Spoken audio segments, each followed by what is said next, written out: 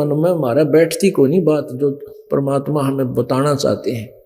काल के जाल से निकलने के ये फार्मूले हैं, और इन फार्मूलों ने अप्लाई करोगे तो आप काल के जाल से ऊपर उठोगे, ना तो उठे ना जा। ठीक है, जैसा करोगे, जैसी साधना करोगे वैसा तो फल आपको मिलेगा ही मिलेगा। तो आप ये सोच लिए, मान लीजिए मृत्यु हो जा, फिर इस काम ने और इस परिवार ने कौन संभालेगा आके? आप ये सोच कर चलना पड़ेगा कि नो सोच लिया आज मेरी मृत्यु होगी, और यहां आप 2 दिन रहे, 4 दिन रहे, हफ्ता रहे, तो आप 1 हफ्ता मर गए, नो सोच लो मृत्यु होगी, हम संसार में कोई ना। आप हफ्ते पीछे जाकर अपने काम ने फिर संभाल लोगे। मान ले थोड़ा बहुत कोई गड़बड़ हुई भी है तो फिर कर लेंगे जा करके, और परमानेंट भी तो टिकट कटेगी या फिर क्या कर लेंगे। ये तो पक्का नहीं कि हम सदा ही रहेंगे, ना जाने कब क्या हो जाए जीव के साथ। तो इनको, ये जो फार्मूले हैं परमात्मा के वचन हैं, उदाहरण एग्जाम्पल हैं, इनको अपने जीवन में रह रहकर अप्लाई करके देखें और फिर ये कामयाब होंगे। पहले तो पुण्यात्मा जो परमात्मा के नाम पर चलते हैं उनके काम बिगड़या नहीं करते, दूने बना कर। बहुत प्रमाण आपको दे दूं, दास के साथ ऐसी सी घटना घटी थी, तब आज आपके सामने डंडोरा पीट रहा हूं कि परमात्मा के मार्ग में चलने वाले के काम नहीं बिगड़ा करते, उनके साथ अनहोनी वो मिस हैपनिंग नहीं होया करती। फिर भगवान की साधना की आवश्यकता ही क्या है? असंग जन्म तन मरत्या होगे, जीवित क्यों ना मरे रे। और 12 मद महल मठबो रे। पुणात्माओं, अभी तक हमने 10वां द्वार की रट ला रखी थी, ये सुना था नहीं। 10वां द्वार तो इस काल के जाल तक ही सीमित है। 12वां द्वार 12 मद महल मठबो रे। 12वें द्वार में एक द्वार तो उस काल के लोक को निकल, 11वां द्वार जो है काल के लोक से परब्रह्म के लोक में प्रवेश करता है, और 12वां द्वार परब्रह्म के लोक से सतलोक में प्रवेश कराता है, वो 12वां द्वार है। 12 मद मैल मठबो रे, वो स्थान है 12वें द्वार को पार करके जहां जाने के बाद बहुर ना दे धरे रे, फिर तेरा दोबारा जन्म मृत्यु नहीं होगा। और फिर क्या बताते हैं? दो जग भी सभी ते देखे राजपाट के रसिया, 3 लोक से तरपत नाही ये मन भोगी खसिया। कहते हैं दो जग कहते नरक को, और बैस्त कहते हैं स्वर्ग को, यह अरबी भाषा है। दो जग भिष्ट सभी ते देखे राजपाट के रसिया, और 3 लोक से भी तरपति नहीं है इस मन की, ये मन भोगी खसिया। अपने आत्माओं किसी न देख ले, किसी के पास साइकिल नहीं था, मोटरसाइकिल होगी, तो इन्होंने सोचा है भगवान एक कार और हो जाए, बस छोटी सी कार ले लूं, सारे बालक बैठ कर सैर सपट्टा करके बच्चा परिवार। एक छोटा सा कोई प्लाट है, तो इन्होंने सोचा है भगवान इसमें कमरा रसोई बन जा, वह बन गई। फिर इन्होंने सोचा है कि ये भगवान एक प्लाट और मिल जा, ये दूसरा बच्चा भी अलग से अपना ठाठ से रहे, वो दूसरा प्लाट भी बन गया। फिर ने सोचा इसमें भी थोड़ा बना दूं होता, यानी यह इच्छा खत्म नहीं होती, इतने उसकी टिकट कट ले, वो मर जाता है। और वो कोठी बनाई थी उसके बराबर, उसके अंदर कोई प्रवेश करने दे नहीं, क्यों गधा बन गया या कुत्ता बन गया, गली में बैठेगा पूछ दबा के। अब यहाँ कोई सरपंच बन जाता है गाँव का, उसकी इच्छा होती चेयरमैन बनूं, चेयरमैन बन जाता है। सोचा अगली बार एमएलए की टिकट मिला है, एमएलए बनने के बाद इन्होंने सोचा मंत्री बन जाऊं तो मौज माच जा। मंत्री बनकर इन्होंने सोचा मुख्यमंत्री बनूं, जब चौधरावा पूरी हाथ में है तो मुख्यमंत्री बनकर इन्होंने सोचा प्रधानमंत्री बनूं, इतने मृत्यु हो जाए, फिर गधा बना पावा कि तो कुमार के लठ तले। तो परमात्मा कहते हैं 3 लोक से भी तरपत नाही ये मन भोगी खसिया। और फिर क्या बताते हैं? सतगुरु मिला तो इच्छा मेटे पद मिल पदे समाना। सतगुरु मिले, सच्चे संत मिले। सदगुरु का अर्थ होता है जो सच्चा ज्ञान दे। ये झूठे ज्ञान देने वाले भी सदगुरु कहलाते हैं, वो नकली हैं। सदगुरु मिले तो इच्छा मिटे पद मिल पदे समान। कोई सच्चा संत मिले तो इस प्रकार की हमारी यहाँ काल के जाल की इच्छाओं को नष्ट करे। इन अन्य साधनाओं और इन पदवियों और इंद्र कुबेर इसकी पदवी तक भी हमें रिजेक्ट हो नहीं चाहिए। तो ऐसा संत मिले, सदगुरु मिले तो इच्छा मिटे पद मिल पदे समाना। पद, पद माने यहां पर इस पद के कई अर्थ बनते हैं। पद का अर्थ होता है, जैसे गीता जी अध्याय नंबर 15 के श्लोक नंबर 4 में कहा कि तत्वदर्शी संत मिलने के पश्चात इस अज्ञान रूपी उलझे हुए उलझेड़े को, इस गुत्थी को तत्व ज्ञान रूपी शस्त्र से काट के उसके पश्चात परमेश्वर के उस परम पद की खोज करनी चाहिए, जहां जाने के बाद साधक फिर लौटकर संसार में नहीं आते। और जिस परमेश्वर ने से सारे ब्रह्मांडों की रचना हुई है, जिसने सारे संसार रूपी वृक्ष की को रचा है, तो क्या बताया है कि पद मिल पदे समाना है। पद, पद माने और दूसरा अर्थ होता पद्धति, वे ऑफ वर्शिप, पूजा की विधि। तो सही साधना करके उस परम पद को प्राप्त करता है। पद मिल पदे समाना। और चल हंसा उस लोक पठाऊं जो आदि अमर अस्थान। कि चल हंसा, हे प्यारी आत्मा, ये साधना जो हम बताएंगे, ये पद्धति जो आपको देंगे विधि पूजा की, इससे कहते हैं उसको उस अमर लोक में, शाश्वतम स्थान में, चल हंसा उस लोक पठाऊं, उस लोक में भेज दूं, शाश्वतम स्थानम। 18वें अध्याय के 62वें श्लोक में कहा कि अर्जुन तू सर्वभाव से उस परमेश्वर की शरण में जा, उसकी कृपा से तू परम शांति को और सनातन परम धाम को प्राप्त होगा। तो यहां कहते हैं सदगुरु मिले तो इच्छा मिटे पद मिल पदे समाना, और चल हंसा उस लोक पठाऊं जो आदि अमर अस्थाना, जो शाश्वतम स्थानम, सनातन परम धाम है। आदि अमर, सदा से अमर है, सबसे पहले वाला। और वहां क्या सुख है? चार मुक्ति जहां चंपी करती माया होरी दासी। दास गरीब अभय पद पर से वो मिले राम अविनाशी। ओए होए,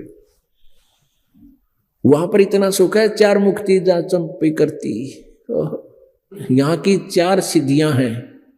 इस काल के लोक में ब्रह्म तक की साधना करने वालों को 4 मुक्तियां प्राप्त होती हैं।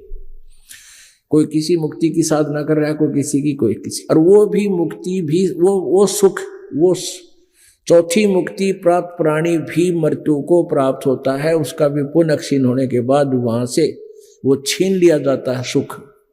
जैसे यहाँ राजा, मंत्री, मुख्यमंत्री, प्रधानमंत्री, राष्ट्रपति बना हुआ है, जैसे पीछे पोलैंड का पूरा कैबिनेट, यानी पूरा मंत्री, प्रधानमंत्री, सारे मंत्री, वो सारे के सारे एक के विमान में यात्रा कर रहे थे, सारे मर गए, एक्सीडेंट हो गया। तो यहाँ यही बताने चाहते हैं परमात्मा कि उस प्रधानमंत्री को कितना सुख था, वो छीन लिया जब उसका समाप्त हुआ। तो यहाँ इसी प्रकार कह रहे हैं कि वो 4 मुक्ति, जिनको तू 4 मुक्ति का सुख मानता, वहां सदा रहेंगे तेरे पास, कभी छीने नहीं जाएंगे। 4 मुक्ति जहां चंपी करती माया होरी दासी।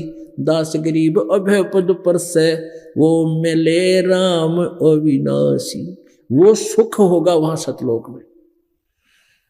पुण्यात्माओं, ज्ञान से ही पता चलता है। आप जी को पहले जितना ज्ञान था उसी पर आप सिर दड़कीबाजी लगाए हुए थे। गीता जी अध्याय नंबर 2 के श्लोक नंबर 46 में कहा कि अर्जुन, बहुत बड़े जलाशय की प्राप्ति के उपरांत उस छोटे जलाशय में जैसी आस्था रह जाती है, ऐसे ही तेरा जब तुझे तत्व ज्ञान के आधार से पूर्ण परमात्मा की महिमा से तू परिचित हो जाएगा, अन्य भगवानों में तेरी ऐसी आस्था रह जाएगी। जैसे पहले जब ये गीता बोली गई, गीता जी का जब ज्ञान दिया गया, उस समय सभी लोग तालाबों पर आश्रित रहते थे। वर्षा ठीक होती थी, तालाब भर जाते थे। वो ऐसे तालाब होते थे, कुछ तो 1 वर्ष वर्षा ना हो तो वो सूख जाते थे, और उसी पर आश्रित होते थे। 20-20, 30-30 परिवार रहते थे, उसी से सिंचाई कर लेते थे, उसी से नहाते थे, उसी को पीते थे।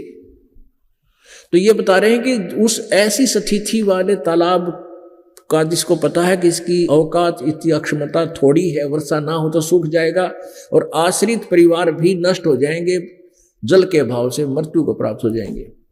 और उन परिवारों को अरे एक बहुत बड़ा सरोवर मिल जावे, तालाब, झील मिल जावे, बहुत बड़ा जलाशय, 10 वर्ष वर्षा ना हो तो भी उसका जल समाप्त ना हो, कहते हैं फिर उन परिवारों की, उस प्राणी की जैसी आस्था उस छोटे जलाशय में रह जाती है।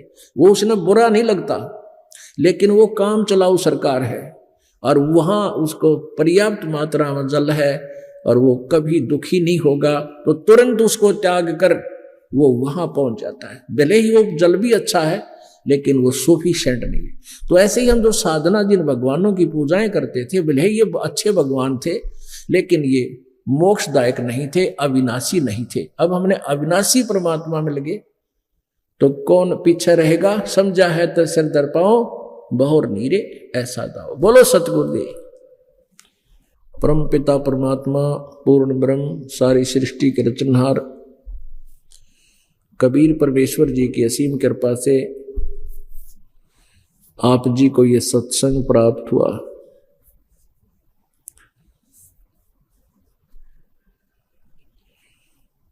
परमात्मा कबीर देव जी ये आप जी के, हम सब के एकमात्र मालिक हैं। हम सभी इसी कबीर साहब की आत्मा हैं। हम अपनी गलती से यहाँ इस काल के जाल में फंस गए।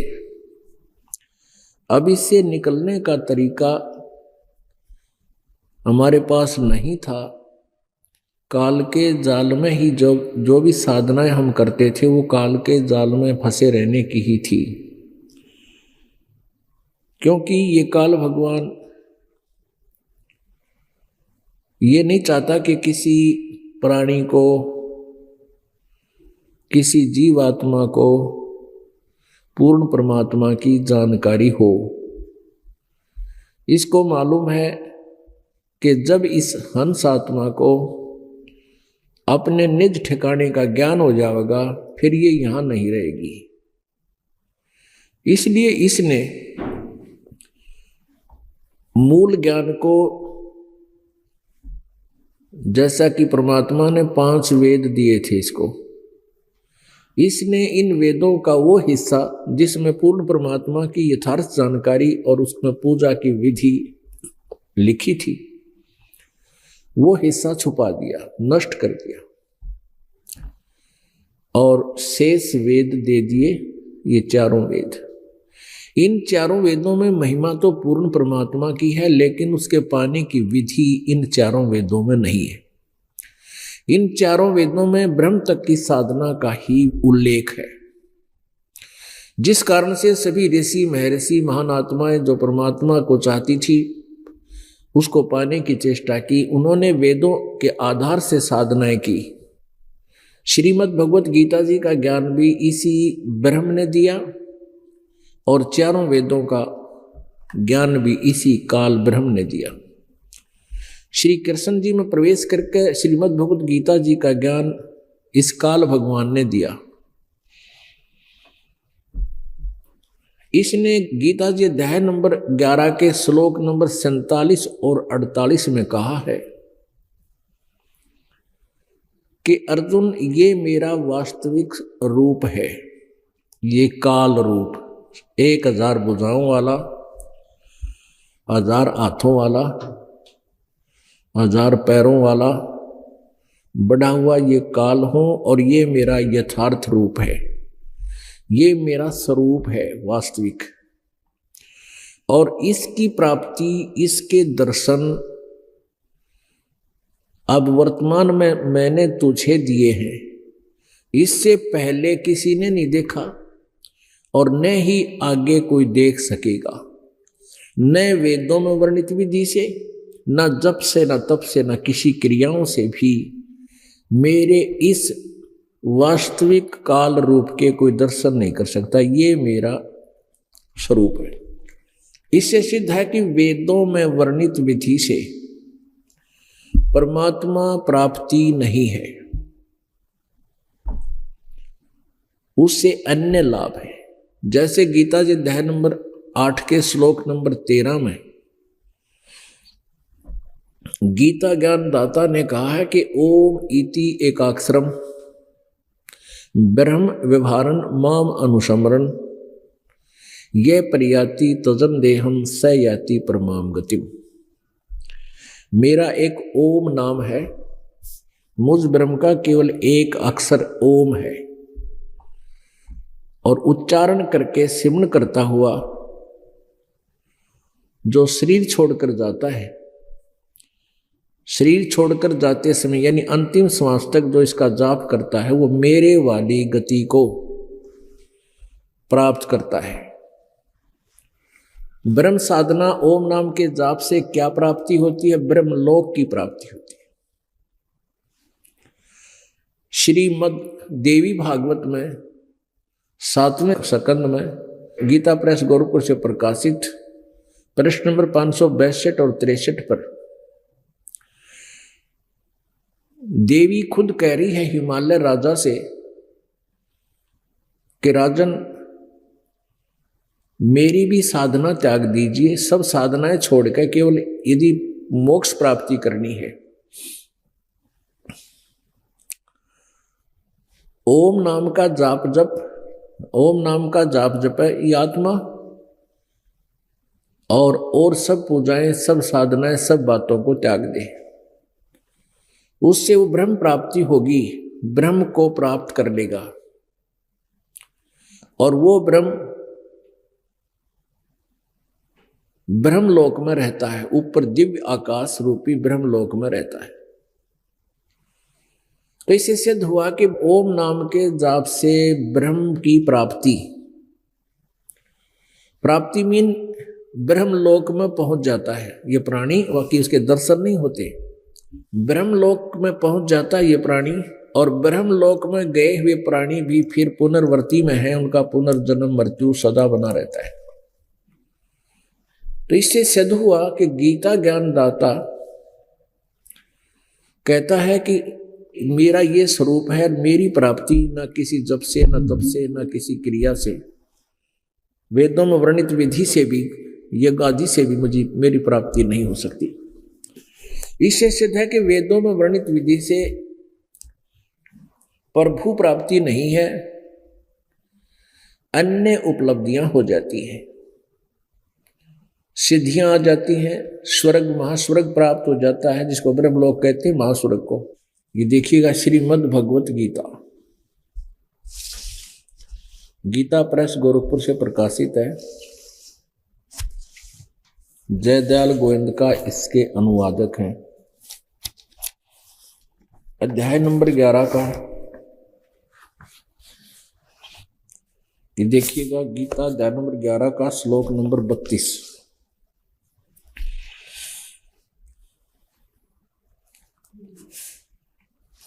इसमें गीता ज्ञान दाता कह रहा है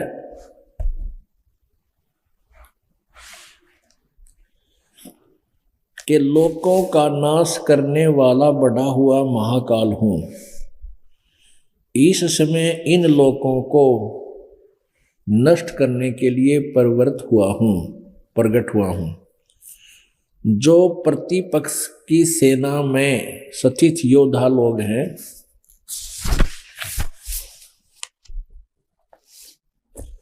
वे सब तेरे बिना भी नहीं रहेंगे, और अर्थात तेरे युद्ध ना करने पर भी सबका नाश हो जाएगा। मैं काल हूं। अब ये क्या कहता है? अध्याय नंबर 11 का और श्लोक नंबर 46 फिर देखिएगा। 46, 47, 48 तीनों में बहुत कुछ क्लियर होगा। मैं वैसे ही आपको मुकुट धारण किए हुए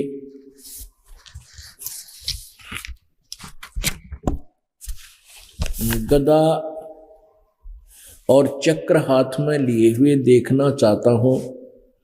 इसलिए हे विश्वरूप यानी काल रूप में प्रकट, हे सहस्र बाहो यानी 1000 भुजा वाले भगवान, आप उसी चतुर्भुज रूप से प्रकट होइए। अब यहां क्या कहता है गीता ज्ञानदाता भगवान श्री भगवान वाच, ये है श्री भगवान वाच। और यहां देखिए 47 पे, हे अर्जुन अनुग्रह पूर्वक मैंने अपनी योग शक्ति के प्रभाव से यह मेरा परम तेजों में सबका आदि सीमा रहित विराट रूप तुझको दिखलाया है। मैंने अपना विराट रूप दिखा दिया जिसे तेरे अतिरिक्त दूसरे किसी ने पहले नहीं देखा था। 48 में कहा है, अध्याय नंबर 11 का ही यह श्लोक 48 है। हे अर्जुन मनुष्य लोक में इस प्रकार विश्व रूप वाला मैं न वेदों और यज्ञों के अध्ययन से, इसका अर्थ है न तो वेदों से और ना यज्ञों के और ना ही स्वाध्याय से, वेदों में जो ज्ञान गायत्री मंत्र जाप कराने कहते इससे भी नहीं, न दान से न क्रियाओं से और न उग्र तपों से तेरे अतिरिक्त दूसरे द्वारा देखा जा सकता हूं। स्पष्ट कर दिया है कि मैं हे अर्जुन इस मनुष्य लोक में इस प्रकार रूप वाला मैं न वेदों और यज्ञों के अध्ययन से, न अर्थात वेदों में वर्णित विधि जो यज्ञ आदि है उनसे, और न दान से और न क्रियाओं से और न उग्र तपों से तेरे अतिरिक्त दूसरे के द्वारा देखा जा सकता हूँ। किसी के द्वारा न उग्र तपों से तेरे अतिरिक्त दूसरे द्वारा देखा जा सकता हूँ, अर्थात नहीं देखा जा सकता। अब यहां समस्या आती है थोड़ी सी 49 में, मेरे इस प्रकार के इस विकराल रूप को देखकर तुझको व्याकुलता नहीं होनी चाहिए और मूढ़ भाव नहीं होना चाहिए। तू भय रहित और प्रीति युक्त मन वाला होकर उसी मेरे यानी चतुर्भुज रूप को फिर देख। शंख चक्र गदा पद्म युक्त चतुर्भुज रूप को तू फिर देख। ये विष्णु रूप बना लिया अब इसने, विष्णु रूप। अध्याय नंबर 11 का अब आपने 49 देख लिया, अब 50 देखो। ये 50 है। हे वासुदेव भगवान ने, अब ये कौन बोल रहा है? संजय बताओ है। वासुदेव भगवान ने अर्जुन को के प्रति इस प्रकार कहकर फिर वैसे ही अपने चतुर्भुज रूप को दिखलाया और फिर महात्मा श्री कृष्ण ने सौम्य रूप होकर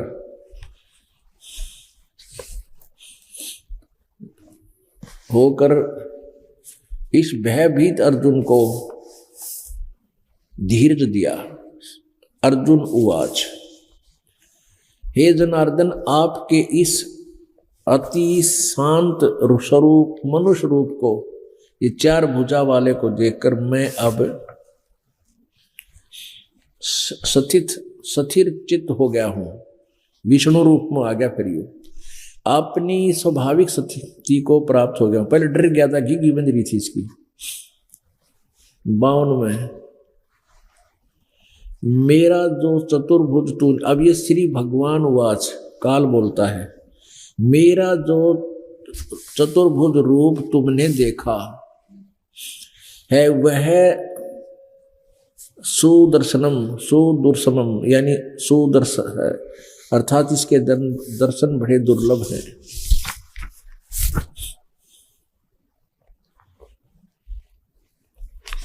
देवता भी सदा इस रूप के दर्शन की आकांक्षा करते हैं। यानी चतुर्भुज रूप, विष्णु रूप भी सब नहीं देख पाते। 53 में क्या बताया है? जिस प्रकार तुमने मुझको देखा और इस प्रकार चतुर्भुज वाला रूप मैं न वेदों से वर्णित विधि में, न तप से, न दान से, न यज्ञों से देखा जा सकता हूं। आगे देखो, परंतु अर्जुन, ये चम्मन में 53 तक पढ़ लिया। परंतम अर्जुन, परंतु हे परंतम अर्जुन, अनन्य भक्ति के द्वारा इस प्रकार चतुर्भुज रूप वाला मैं प्रत्यक्ष देखने के लिए, तत्व से जानने के लिए तथा प्रवेश करने के लिए, अर्थात एक ही भाव से प्राप्त होने के लिए मैं शक्य हूं। हे अर्जुन, जो पुरुष केवल मेरे ही संपूर्ण कर्तव्य कर्मों को करने वाला, मेरा प्राण, मेरा भक्त, आसक्ति रहित है, संपूर्ण प्राणियों में वैर भाव से रहित है, वह अनन्य भक्ति युक्त पुरुष मुझको ही प्राप्त होता है। इसका अर्थ सीधा सही, ये लास्ट है, ये खत्म हो गया 11वां अध्याय। अपने आत्माओं, अब काल ने स्पष्ट कर दिया है, मेरी प्राप्ति ना वेदों में वर्णित विधि से, ना किसी तप से, ना जप से, ना ज्ञान से, ना किसी प्रकार से, कोई नहीं, ना क्रियाओं से मेरी प्राप्ति नहीं हो सकती।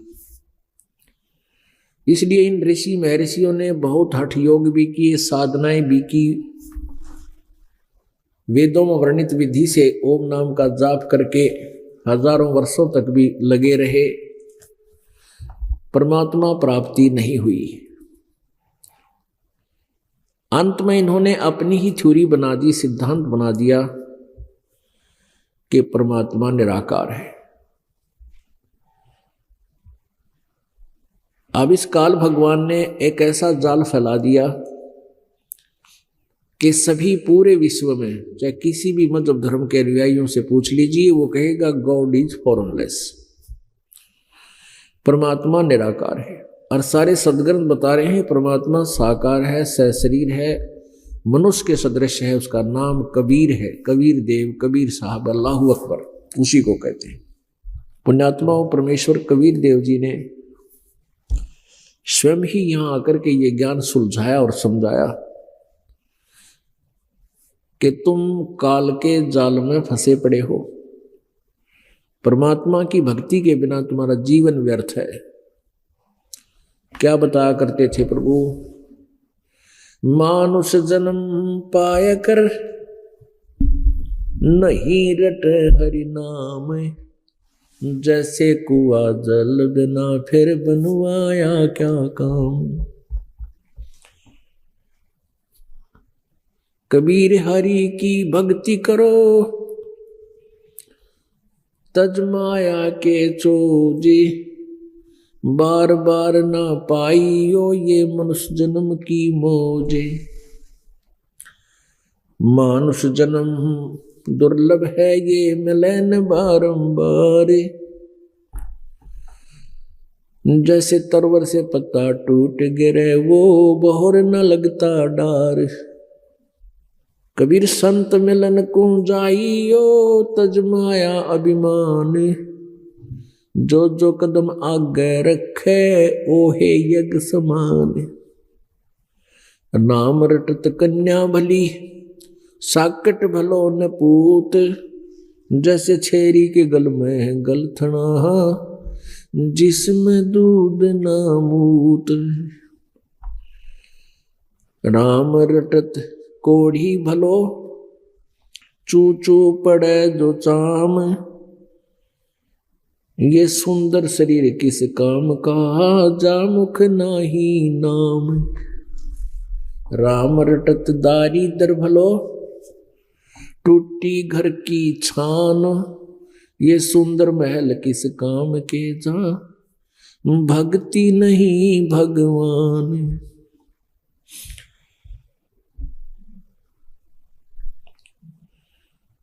परमपिता परमात्मा कबीर देव जी हम काल जाल में फंसी हुई आत्माओं को समझाना चाहते हैं कि आप जी को धोखे में रखकर यहाँ डालकर यहाँ रखा हुआ है। आप जी को बिल्कुल अंधेरे में रखा हुआ है। ये शरीर तुम्हारा है नहीं, और जिस संपत्ति को आप अपना माने बैठे हो ये तुम्हारी कैसे हो सकती है। ये तो यही पृथ्वी है, यही वो एकड़ जमीन किले हैं, इनके ऊपर अरबों खरबों व्यक्ति अपना कब्जा कर कर मर गए, और यही इस वो जमीन पृथ्वी जो की तो यहीं पर है। तो परमात्मा कहते हैं काया तेरी है नहीं, ये माया कहां से हो। चरण कमल में ध्यान रखो, इन दोनों ने खो। फिर क्या बताते हैं, नंगा आया जगत में नंगा ही तू जाए, बीच में ख्वाबी ख्याल है ये मन माया भरमावे। परमात्मा कहते हैं ये माया करतार की अपनी कह गंवारे, दो जग धक्के खावेगा नाहक बह बेगारे। इस संपत्ति ने तू अपनी मान रहा है, ये तो हमारी है, अपनी मत समझ। और तू अपना यहाँ इसको अपनी समझे चिपका बैठा है जोक की तरह, ये तेरी महाभूल है। कहते हैं पूंजी साहूकार की और बंजारा संसार, और पूंजी माल गवा के और नाहक बह बेगार। ये पूंजी परमात्मा की है, ये पृथ्वी है या जो कुछ भी तुम यहाँ कंस्ट्रक्शन कर लेते हो अपनी नहीं है। इसको अपनी मानता है नालायक, या तेरी गलती भूल है।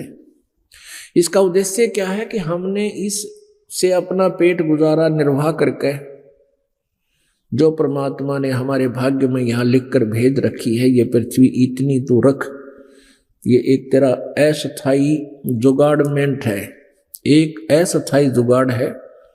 अपना पेट भरने का धंधा कर और मालिक की भक्ति करके पीछा छुटवा ले। वो समझ में मारा आती को ना, क्योंकि कबीर साहब क्या कहते हैं, कबीर ये माया अटपटी सब घट आने अड़ी, किस किस ने समझाऊं ये कुए भांग पड़ी। या त्रिगुणमयी माया ऐसा भ्रमित किए बैठी है सभी प्राणियों को, इनकी बुद्धि यहीं सेट कर रखी है। रजगुण ब्रह्मा जी, सतगुण विष्णु जी, तमगुण शिव जी के अंदर से निकल रही रेंज, इनके गुणों का प्रभाव हम सभी को यहाँ इतना बाई फोर्स रोके हुए है। जैसे कोई शराबी शराब पी ले या भांगी भांग पी ले, उसके बस की बात नहीं, वो कहाँ पैर रख रहा है, कहाँ उसका ध्यान है, कहाँ गिरा पड़ा है, कैसे चल रहा है, क्या क्या बोल रहा है लड़खड़ा के हकला के। तो कहने का भाव कि इसी प्रकार इन तीनों गुणों के प्रभाव से इस त्रिगुणमयी माया के कारण हम विवश हो गए। हमारी बुद्धि संतान और संपत्ति पर बाई फोर्स ने जकड़ दी। इसी को कहते हैं जैसे ब्रह्मा जी के गुण रजोगुण से हम प्रभावित होकर संतान उत्पत्ति करते हैं, सभी प्राणी जीव के बस का नहीं। और फिर भगवान विष्णु जी के सतोगुण के प्रभाव से हमें एक दूसरे में जकड़े हुए हैं, एक दूसरे में ममता है, मोह है। ये जीव के बस का नहीं कि इससे बेसिक बात बना ले कि इससे हट जा। जैसे द्रोणाचार्य जी आचार्य थे, गुरु थे, और वो शिक्षा दिया करते थे कि मोह माया ममता नहीं करनी चाहिए, मोह माया सबकी बहुत भयंकर है, ये जीव की दुश्मन है, मोह नहीं होना चाहिए किसी पुत्र में, पुत्री में, संपत्ति में।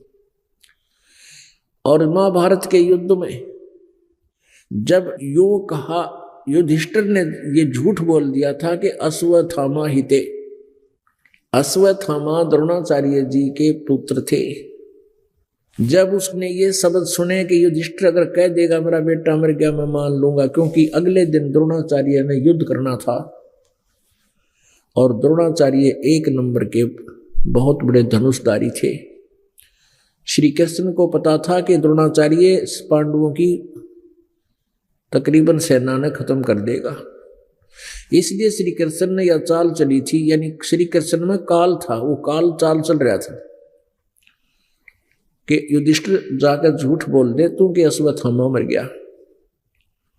लेकिन युधिष्ठिर नहीं माना कि मैं झूठ नहीं बोलना चाहता, तो फिर कहा झूठ नहीं बोलना चाहता तो कल तुम्हारी पराजय हो जाएगी, घर से बेघर हो जाओगे, तुम्हारी दुर्गति हो जाएगी। फिर उन्होंने स्कीम बनाई कि ऐसे एक अश्वत्थामा नाम का हाथी है कुंजर, और उसको मार देते हम तीर से। तो कह दिए द्रोणाचार्य के सामने कि अश्वत्थामा मर गया। तो आखिर में वो न्यों राज्य कर लिया, उस काल ने श्री कृष्ण में प्रवेश था कि तू न्यों कह दिए दबी सी आवाज में, भाई पता नहीं हाथी था या आदमी था। तो उसने क्या कहा था कि अश्वत्थामा हिते नर वा कुंजर, वो दबी आवाज में कह दिया, सुना मन मन में कह दिया नर वा कुंजर। मनुष्य था या हाथी था, कुंजर माने हाथी। इस बात को सुनकर वो ही जो प्रतिदिन शिक्षा दिया करता लोगों को, अन्य को, पुत्र के मोह में युधिष्ठिर ने कह दिया तो सचमुच मर गया हो। कति टक्कर मारे नो डांगर की डाल रोए डडावे डड्डावे कति, और हताश हो गया। अगले दिन उठा नहीं गया उस पर, सारे दिन हल नहीं सका, वो गिर गया कति बेहोश की तरह होकर के। और बात बनाओ था दुनिया ने समझाया करता, ये तो कबीर परमेश्वर की कृपा हो, उसकी दया से ही जीव के अंदर यह भक्ति शक्ति आकर के इस ममता से, इस तीनों गुणों से कुछ उल्टा हटे। ये निष्क्रिय होंगे एंटीबायोटिक की साधना सिमरण भक्ति से, जो परमात्मा बता रहे इन मंत्रों के जाप से फर्क बहुत पड़ेगा।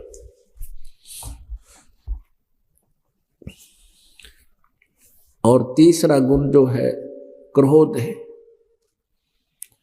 ये क्रोध पहले तो घर में लड़ाई रखे, जरा सी बात पे पति पत्नी ने धमका दे, पत्नी पति के पीछे पड़ दे, पता नहीं के शब्द सुना दे। ऐसे कभी पुत्र पिता को धमका रहा है, कभी पिता पुत्र के साथ झगड़ रहा है छोटी छोटी बातों पे। एक तो ये कह तमोगुण के कारण, और फिर संहार तो ये करता ही है तमोगुण। ये शिव जी कहने का भाव ये है कि यहां जीव को बाई फोर्स, और जैसे कोई विलियन खलनायक घेरे रखा करता है, ऐसे हम आप जी को यहां रोका हुआ इस काल में। परमेश्वर कबीर जी ने आकर के हमें ये ज्ञान बताया। तो क्या बताते हैं परमात्मा, भाई साथी हमारे चले गए, हम भी चालन हार, कोई कागज में बाकी रह रही, ताते लगी है वार। कबीर परमेश्वर जी आप जी और हमें ये समझाना चाहते हैं कि भाई यहां आप उतने समय तक ही हो जब तक तुम्हारा प्रारब्ध लिखा हुआ है, और जो पहले हमारे साथ थे वो चले गए, उनका वो समय आ गया, उतना प्रारब्ध खत्म हो गया। और आप जी ये सोच रहे हो कि हमारी अभी जाना नहीं होगा, हमारी मृत्यु नहीं होगी, ये तो इसलिए देरी लग रही है कि तेरी वो कागज में सांस अभी शेष रहते हैं, एक दिन वो पूरे होंगे, और इसलिए देर हो रही है तुझे, तू भी जाएगा। तो पुण्यात्माओं, जब तक इस प्राणी को अपनी मौत दिखाई नहीं देगी, तब तक ये ना भक्ति कर सकता, ना ये बकवाद छोड़ सकता। अब इस काल ने कैसी व्यवस्था कर रखी है, जैसे दास ने पहले देखा अन्य पंथी सत्संग करते थे, वक्ता हो जाते हैं, और गायक बन जाते हैं, परमात्मा के शब्दों को बड़ी सुरीली आवाज में गाते हैं, सुनाते हैं, लेकिन असर किसी का नहीं होता। और ये बातें परमात्मा ने कही है कि ये बातें कहने सुन की नहीं है, ये कर पाड़ने की है। ये कहने सुनने तक सीमित नहीं रखना है, ये तो कर पाड़ने की है, ये कर के पीछा छुटवाने की है। तो परमात्मा हमें याद दिला करते थे कि मौत भूल गया बावड़े, अचरज किया कौन, और तन माटी में मिल जाएगा जो आटे में लौट। पुण्यात्माओं, सभी को पता है कि मृत्यु होगी, लेकिन डरकती नहीं।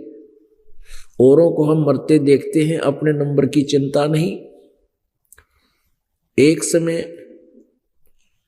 युधिष्ठिर और ये पांचों पांडव वनवास भोग रहे थे।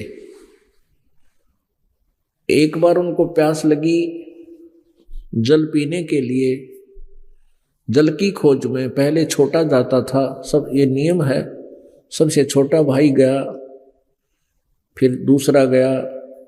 तो वहां तालाब में जो ही उन्हें बर्तन डाला पानी लेने के लिए, आकाशवाणी हुई कि मेरे प्रश्नों का उत्तर दो, उसके बाद जल लेना।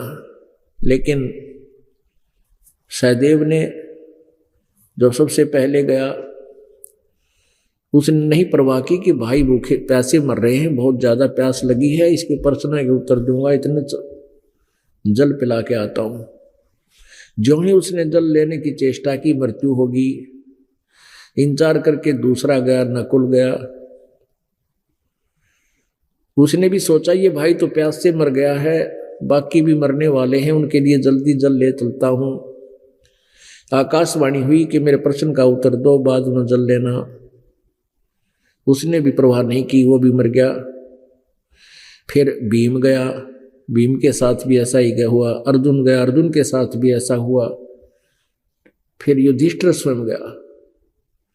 अब युधिष्ठिर ने सोचा भी ये तो प्यास के मारे मर गए और किनारे पे आकर ही मर गए। उन्हें सोचा चलिए तो मर लिए, जल तो पी लो, क्योंकि जान जाने वाली है। उसी समय आकाशवाणी हुई कि मेरे प्रश्न का उत्तर दे, बाद में जल लेना, नहीं तेरी हालत भी तेरे भाइयों जैसी हो जाएगी। तभी दुष्ट ने कहा कि प्रश्न करो। यक्ष ने कई प्रश्न किए, उनमें से एक प्रश्न ये था, उसने कहा कि संसार में सबसे बड़ा आश्चर्य किस बात का है। युधिष्ठिर ने उत्तर दिया कि हम प्रतिदिन संसार में बहुत से व्यक्तियों को मरते हुए देखते हैं, लेकिन अपनी मृत्यु की हम चिंता कभी नहीं करते, ये सबसे बड़ा आश्चर्य है। उसके बाद यक्ष ने उन सभी को जीवित कर दिया, उसके प्रश्नों से प्रसन्न होकर। तो कहने का भाव ये है पुण्यात्माओं कि हम सबसे बड़ी गलती, सबसे बड़ा जो ना अचंबा हम ये कर रहे हैं, सबसे अद्भुत कर रहे हैं कि हम डरते को ना मौत तय।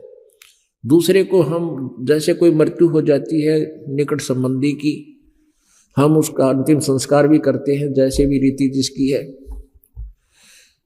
और जब तक हम शमशान घाट पर पहुंचते हैं तब तक तो थोड़ा बहुत महसूस रहता है कि भाई क्या लेके गया, ये क्या लेके गया।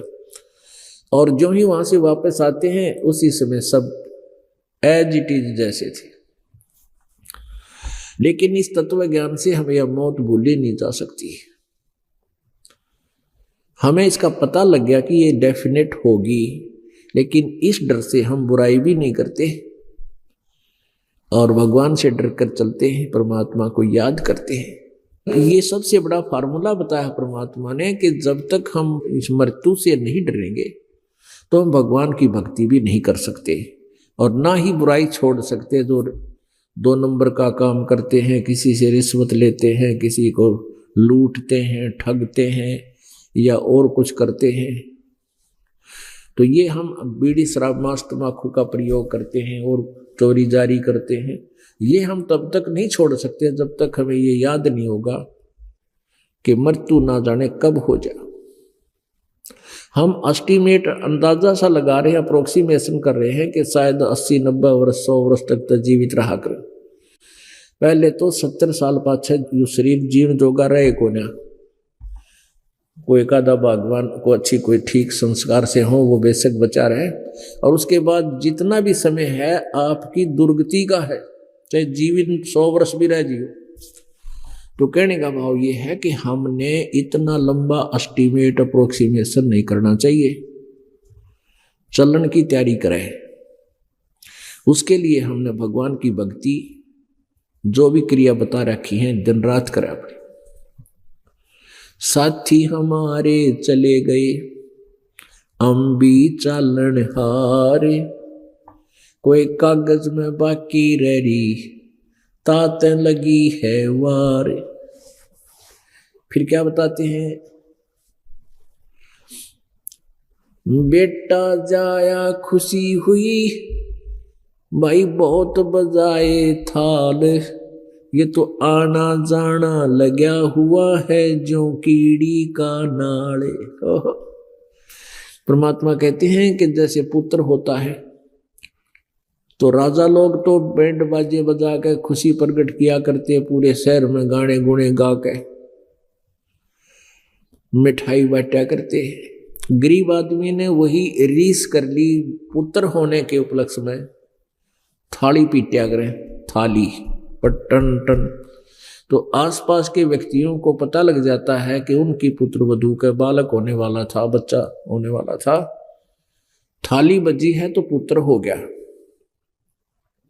और फिर वो गुड़ बांटा करते, एक एक डली सब न देते आसपास के।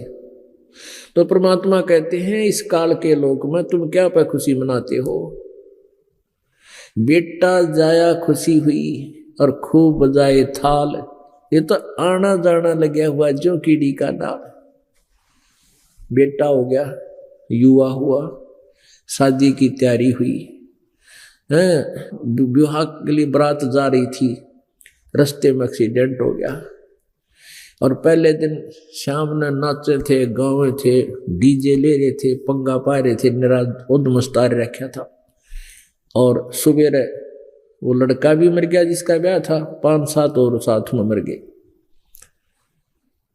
तो पुण्यात्मा ठीक है, ये नहीं कि विवाह शादी ना करनी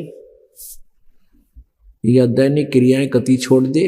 परमात्मा कहते फिर फंड क्यों करे, ठीक है ब्याह कर लो, सिंपल वे से जाकर अपनी शादी कर लो। लड़का लड़की का ब्याह होना है, चाहे 10 आदमी चले जाओ, चाहे 2 चले जाओ, उसमें बकवाद और ये फंड करने की क्या आवश्यकता रहेगी, जिस तो भगवान नाराज हो।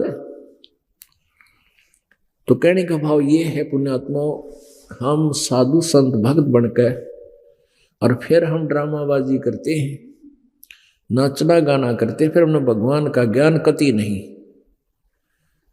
और इसलिए फिर भक्ति बाधक बन जाती है। ऊपरले मन से हम साधना करेंगे, वो साधना हमारी व्यर्थ होती है। कहते हैं भक्ति करे बिन भाव रे सो कौने का जा, बिना भाव के बिना श्रद्धा से यदि भक्ति हम करते हैं वो व्यर्थ है। भक्ति करने का, साधना करने का तरीका एक विशेष होता है, कसक के साथ करें। हे परमात्मा मुश्किल से दाव लगा है, ये मनुष्य जीवन मिला है, ये भक्ति मिली है, और कसक के साथ अंदर कसक उठे, जैसे किसी वस्तु की प्राप्ति के लिए कसक होया करे, ऐसे कसक बने अंदर से सुमरण के साथ, तो उसका लाभ ज्यादा होता है। फिर परमात्मा हमें याद दिलाते हैं, पतझड़ आवत देख कर बन रोवे मन माही, ऊंची टेढ़ी पात थे अब पीले हो जाही। एक उदाहरण देते हैं संसार का, जैसे संसार रूपी वृक्ष है और उसमें से ये पत्ते टूट टूट कर गिर रहे हैं। जैसे एक परिवार समझो, एक परिवार है और परिवार का एक सदस्य मृत्यु को प्राप्त हो रहा है, पता लग गया है कि इसको कैंसर है या कोई और भयंकर असाध्य रोग है, उसको भी पता लग जाता है तेरी मृत्यु होगी। घर वालों को भी चिंता होती है, वो भी दुखी होते हैं, और फिर वो सोचता है कि हे भगवान अब मैं कहाँ जाऊंगा। पूरे परिवार को छोड़कर जब ये चलता है प्राणी, जिसके ऊपर सारा जीवन व्यर्थ कर दिया, वो साथ नहीं जा रहा है, अकेला जा रहा है, तब वो सोचता है, रोता है, भगवान अब ना पता कहाँ जन्म होगा, कौन से पशु पक्षी के शरीर की प्राप्ति होगी। तो क्या बताते हैं, तो अन्य जो वहां आने वाले उसको मिलने वाले सांत्वना दिया करते हैं, एक ही बात कहते हैं, भाई तो एक दिन सब ने मरना है, सभी ने जाना है यहाँ से, क्यों चिंता करता है, यहाँ तो कोई पीछे रहा ना कोई आगे रहेगा। उसको थोड़ा सा दिल डट जाया करे, उसका कि दिल डट जा, यू मर जा आराम से, इतनी सी बात है बस, और समाधान कुछ नहीं उनके पास। उसके लिए परमात्मा ने एक उदाहरण दिया कबीर जी ने कि पात झड़नता यूं कहे, पात झड़नता यूं कहे, सुन भई तरवर राय, अब के बिछुड़े नहीं मिले, ना जाने कहां गिरांगे जाए। ये मान लीजिए कि जैसे एक सदस्य घर का बिछुड़ता हुआ कह रहा हो कि भगवान ना मेरा कहाँ जन्म होगा, कित गिरूंगा जाके। तो उसके लिए परमात्मा बताते हैं, तरवर कहता पात से, सुनो पात एक बात, यहाँ की यह रीति है, एक आवे एक जात, एक आवत एक जात। तो यहाँ की एक रिवाज है इस काल के लोक की, जन्म और मृत्यु सदा बनी रहेगी। यहाँ की यह रीति है, यहाँ का यह एक हार्ड एंड फास्ट नियम है, रूल है कि जन्म और मृत्यु बनी रहेगी, एक आता है दूसरा जा रहा है। इसके समाधान के लिए परमात्मा ने हमें बताया है, साहेब से चतला ले रे मन गर्भ गुमानी, साहेब से चतला, साहेब मन परमात्मा, साहेब से चतला ले रे मन गर्भ गुमानी, नाभि कमल में नीर जमा तेरा दीना मैल बनाए, नैन नाक मुख द्वारा देही नक्सक साज बनाया, दांत नहीं जब दूध दिया था अमी महारस खाए, बाहर आया भरम बुलाया, बाजे तूर सनाए, तू ही तो छोड़ दी अब चला अधम किस राहे।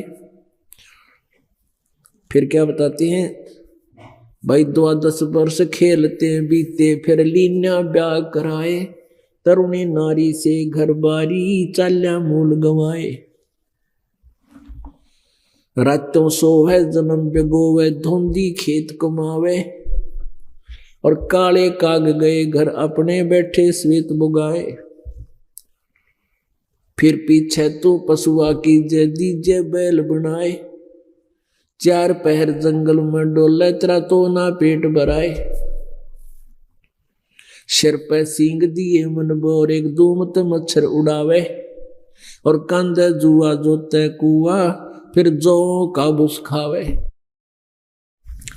फिर पीछे तू खर कीजेगा कुर्डी चुगने जावे, टूटी कमर पजावे, चढ़े तेरा कागा मांस गिलावे। भाई सुखदेव ने 84 भुगती, कहाँ रंग कहाँ राय, ऐसी माया काल बली की, नारद मुनि बरमाए। अब क्या बताया इसके अंदर, पुण्यात्मा बहुत गहराई से सोचना इसमें क्या कहना चाहा परमात्मा ने। जब ये प्राणी मां के गर्भ में होता है, इसका ऊपर न पैर नीचे न सिर होते हैं,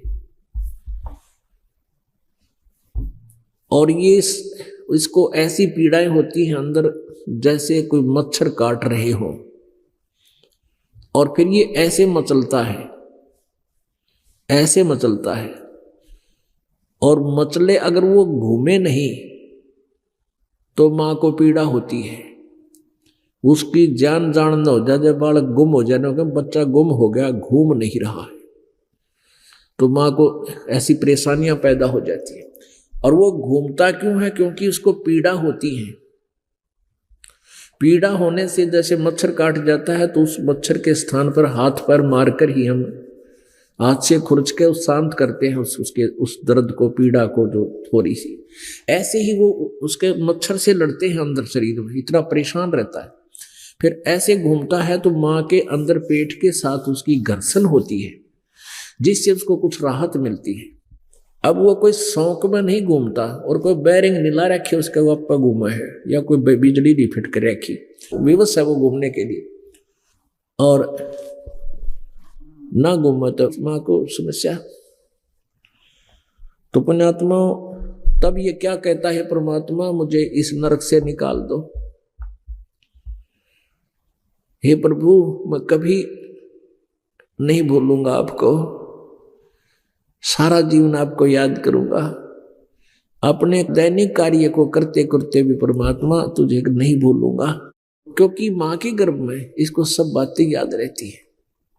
जब ये प्राणी माँ के पेट से बाहर आते ही तो तीनों गुणों का एकदम इसके ऊपर अटैक होता है, जैसे 3 इंजेक्शन ला दें इकट्ठे ही। फिर ये भूल जाता तू कौन था, कहां से आया था, क्या पिछले जन्म में तेरे साथ बीती थी, जो माँ के गर्भ में जब इसको याद था। फिर ये प्राणी जब मृत्यु को प्राप्त होता है, अब देखो पुण्यात्माओं हम इतने ज्ञानहीन हो गए, हम भूल जाते हैं कि परमात्मा हमारी चिंता हमसे ज्यादा रखता है। माँ के गर्भ में आपकी 9 महीने तक किसने परिवरस की, आपको किसने पाला? माँ को तो ये नहीं पता गर्भ में बेटा है या बेटी है। किसने पाला? परमात्मा ने माँ की नाभि से, आपकी नाभि से इंटरनल कनेक्शन कर दिया। 9 महीने तक वहां पालन पोषण मालिक ने किया, दूसरे का रोल नहीं वहां पर। उसके बाद जब बाहर आया, बाहर आते ही माँ के स्तन में दूध, उससे पहले एक टोपा नहीं था, एक ड्रॉप भी नहीं थी। अपने आत्माओं हम इन बातों को एक देख करके रूटीन मान लेते हैं, ऐसा होता है। क्यों होता है? इसके कारण तक हम पहुंचते नहीं, हम भगवान की महिमा करते नहीं, उनके गुण नहीं गाते, शुक्र नहीं मनाते दाता का। अब कितना दयालु है वो परमात्मा, माँ के स्तन में दूध बच्चे के बाहर आते ही इतना दे दिया, पियो और जूठा छोड़े।